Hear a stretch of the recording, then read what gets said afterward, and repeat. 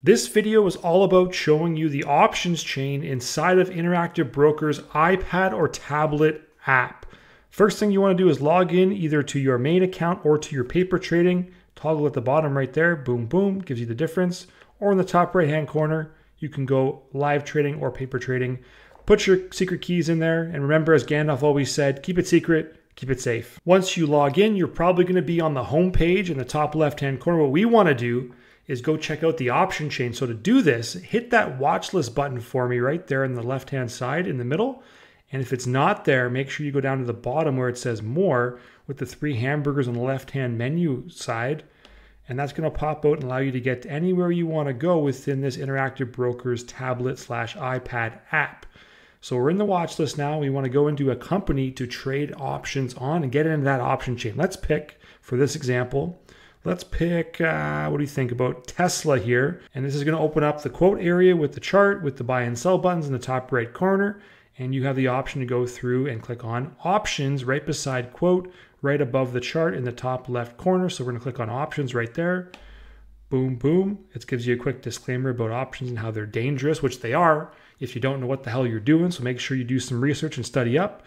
Now you have this beautiful option chain loaded in this area right here. We've got expiration dates along the top here, September 13th, 20th, 27th, all the way out if you scroll with your finger or your Apple Pen or your whatever your kind of stylus you use, all the way out to a max right now of 8/29, December 18th, 2026.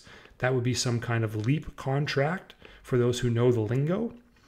Let's keep it on September 27th for now, just to illustrate some examples here. And what we want to look at now, this option chain, right? You got the calls on the left side. You got the puts on the right side. That's pretty generic, pretty standard. You got the strike prices up the middle. You can toggle those by ascending or descending order by clicking on strike right there. Boom, we switched it up. Now it's top heavy. Boom, now it's bottom heavy. Okay, we're going to flip it back and forth. And I like to keep it this way just because that's the way I was taught, and that's the only way I can really look at it when I do my options trading. Now, you may be wondering why your option chain doesn't have the same columns that mine does. I've got bid, ask, last, delta, theta, volume, open interest. If yours doesn't look like that and you want to add some columns to your options chain to see some of this extra data, maybe you only have bid, ask, last, and that's it, make sure you go over to this blinking blue slider button here in the top left, right there. It's going to open up your options setting for you. Don't worry about anything at the top here in the layout area. That's all good stuff we're going to get to in a separate video. Go down to the manage columns button here and click that for me. And that's going to give you the columns that you're able to kind of go in and augment at your choice. Let's break this one down to bare bones. I'm going to show you how to build it back up afterwards. To do this, just click this negative button. Boom, gone. Delta, see you later. Volume, don't need it. Open interest, who the hell knows what that is? Just kidding. It's a useful tool when you're doing options. And let's go back out there with the back arrow in the top left. One more time, clicking done in the top right. And now we're back to a very parsed down options chain. You can see we've only got the 3 columns, bid, ask, and last, and that's across every one of our expiration dates. Not operation like the game when you played as a kid where you're putting the guy back together.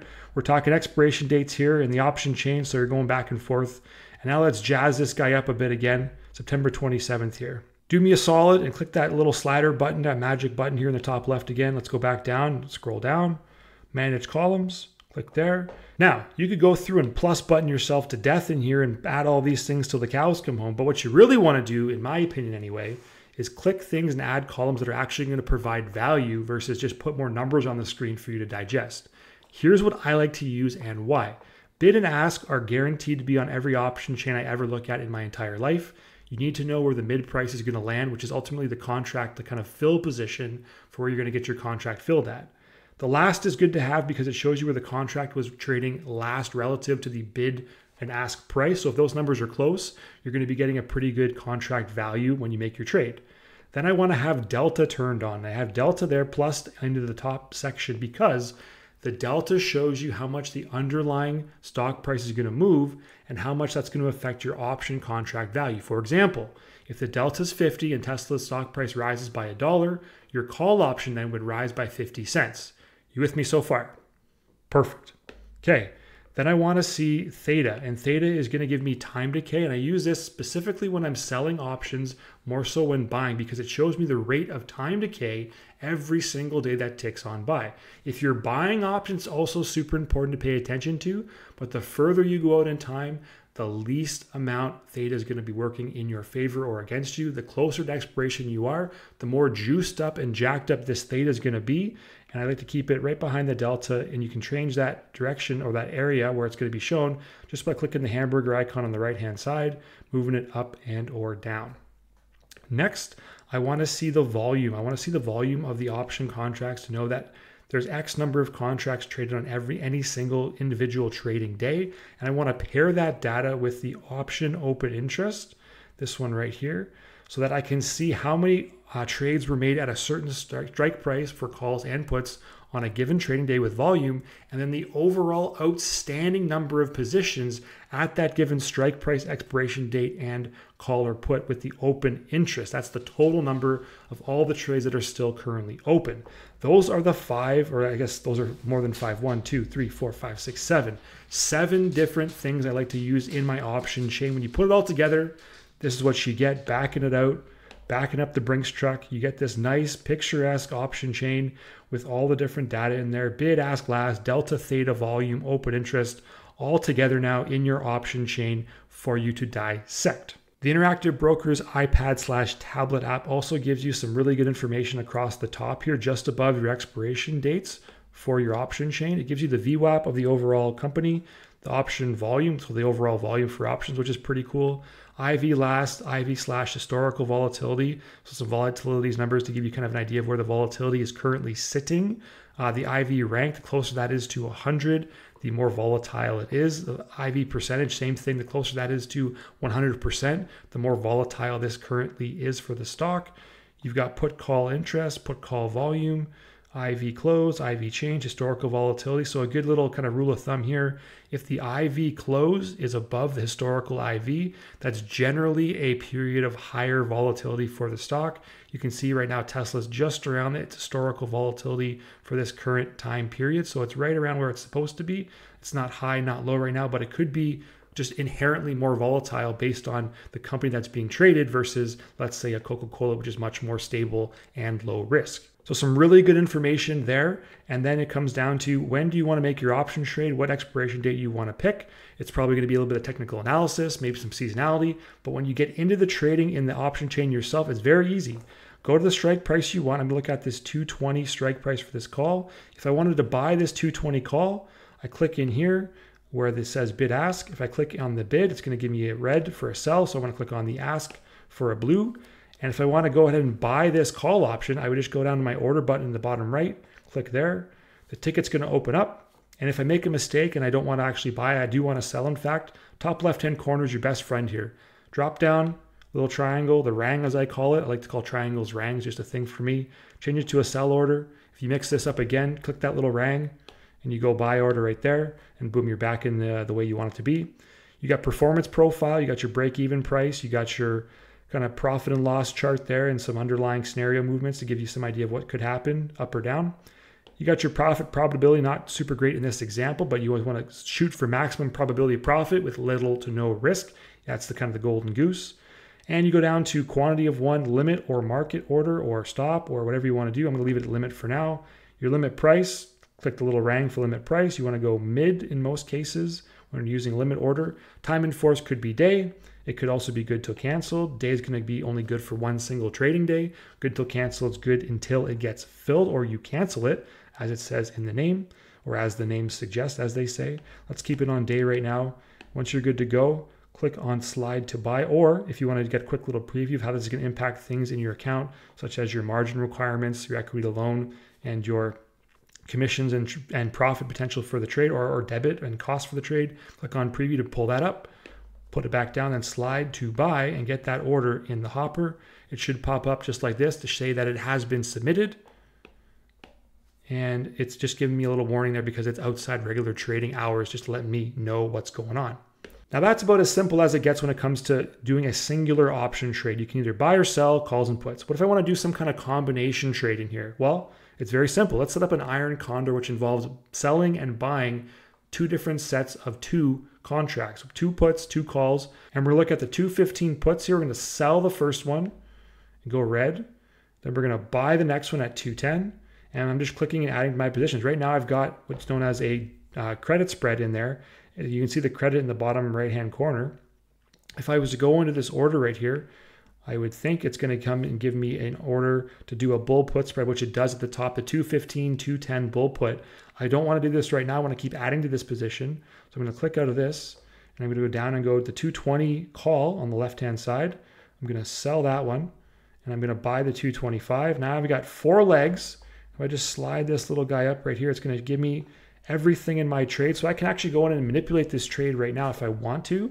I can switch the sell to a buy. I can switch the buy to a sell, and I can invert this whole thing if I want to very, very easily, which is a really cool feature inside this option chain. I went from a credit kind of spread position or an iron condor to a debit position. Let's flip that all back. 1, 2, 3, boom, boom, boom. 4. If you want to take out a leg and change, maybe you want to change the buy of this 210 put, you can't actually do it in here, which would have been really nice to click on that 210 and do it. You can just X out of it though. And then you can just drop this, kind of drag this back down, go back in and pick a new put option that you want to buy and open this back up. And now you've got it. It's going to be kind of rearranged and kind of dragged in a different order, but you still have the selling of a put, the buying of a put, the selling of a call, the buying of a call. And if we go into our order tab here now, it's going to say it's going to be an iron condor. It's not going to read that way. Sometimes Interactive Brokers is a bit weird with this, not giving you the full kind of name or definition, but it is an iron condor. I wonder if I just back this up 1 second, get rid of all these, and build it out without kind of swapping anything in or out, if it's going to give me the right name. Let's see. 1, 2. We're going quick time here. 3. Come on. Come on, baby. Light my fire. Give me that bid. Here we go. Boom. Order. Now we've got the iron condor showing up there. So it was kind of just reading it as a weird kind of entry for the trade because I didn't do it all coherently in one kind of go. But it's still going to be the same thing. It's just going to display a bit differently in your account. You're still doing the same thing overall. For the limit price, the order shown there, the negative 385, I'm getting paid 385, so I'm going to go in here because the market is closed. It's not going to auto-populate for me. I'm just going to go in and select manually the 385. You're just clicking on that rang again and going through 385. Get there, get there, get there, baby. Boom. And we're going to go day as well for this one. Make sure it's a credit when you're selling options. When it's a buy or you're debiting, you're going to be paying for it. It's going to show up as a red. And then again, I'm going to go ahead and just go slide to buy. And we're in here now. We got the notification that it's in the hopper and we're ready to go. We can go into our trade button here in the bottom left-hand corner and look at our orders to see where we're kind of at right now. We can see that we've got the orders right here, the iron condor shown right there. Its status is blue, which means it's kind of just pending right now. If it's green, it's submitted. If it's black, it's filled. So it's outside of normal trading hours. So it hasn't actually gone into the system yet, but it is there for when the system opens up in 11 hours and 25 minutes. One more thing to show you inside this option area. There's this little drop down up by the buy and sell buttons in the top right hand corner. Click on that little arrow, that little rang pointing down. It's going to give you more of this kind of overall information that we see just above the expiration dates, but it's more in depth over here.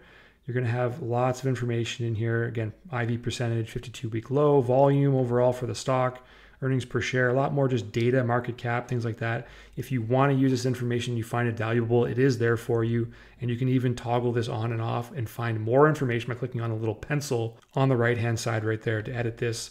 There is a whole whack of stuff you can put on. If you want to search all columns, look at all this information you can add to it. And it's all there. Whatever you want to put and kind of augment this the way you want to see it, you can put it up there and you can kind of use it for yourself. Maybe you're using the tweet score, the tweet factor to kind of get the trending topics on Twitter. You can put that kind of stuff up here and just give you a little bit more information all in one place versus having to go back into the actual quote page. You can see it live in real time in the options area with the option chain down below to make your trades in a quicker and more real time. So that is the option chain and some option trading scenario examples on the Interactive Brokers iPad/tablet platform. If you have a specific kind of problem area or question you want answered with that platform, let me know in the comments for this video and I'll put something together, hopefully explain it in a bit more depth in a future video. And If you're going to trade from your phone instead or a desktop computer, I have tons of video already built out on this channel. So please subscribe to learn how to do both the phone trading, the desktop trading, and now the iPad/tablet trading is coming down the pipe. Any platform that you want, the information is going to live and breathe here on my channel. I'm Andrew Ferguson. Thank you for watching this video. I hope you got great value from it, and I hope to see you as well on the next one.